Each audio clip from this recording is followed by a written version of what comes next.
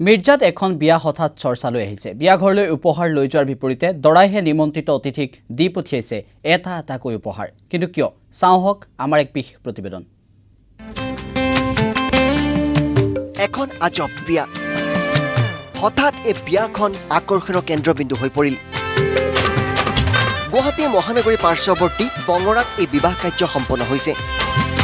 পংকজ তালুকদাৰ নামৰ এজন যুৱক বিয়াত বহিছে। পিছে বিয়াখন এতিয়া চৰ্চাৰ কাৰণ।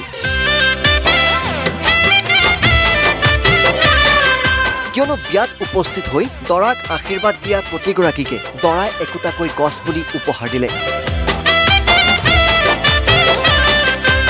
মোৰ এইটো সপোন আছিল মোৰ বিবাহ উপলক্ষে কিবা ছ'চিয়েল ৱৰ্ক কৰিব পাৰোঁ নেকি। তাৰপিছত মই বহুত চিন্তা চৰ্চা কৰি কিনে বন্ধুবৰ্গৰ লগত আলোচনা কৰি এইটো ডিচিশ্যন লৈছোঁ। যাতে পৰিৱেশটো আমাৰ ঠিক ঠাক ৰাখে আৰু সাংঘাতিক ছাপোৰ্ট পাইছোঁ। মই ইমান ছাপোৰ্ট পাম বুলি মই ভবাই নাছিলোঁ। একচুৱেলি যথেষ্ট বিৰাট খুবেই ভাল লাগিছে। গছ পুলি ৰোপণ কৰি প্ৰদূষণমুক্ত কৰিবলৈ দৰা পংকজ তালুকদাৰে প্ৰতিগৰাকী অতিথিক এনে উপহাৰ প্ৰদান কৰিলে।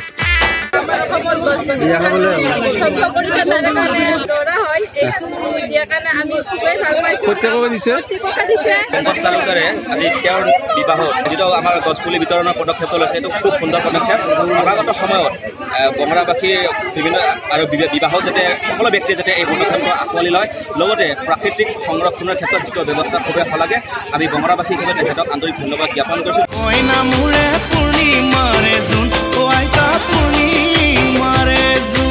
নিঃসন্দেহে এয়া ব্যতিক্ৰমী চিন্তা। পাৰিপাৰ্শ্বিকতা ৰক্ষাৰ ক্ষেত্ৰত এই দৰাজনৰ এনে ব্যতিক্ৰমী চিন্তাই প্ৰদূষণ নিয়ন্ত্ৰণত নিশ্চয় সহায় কৰিব।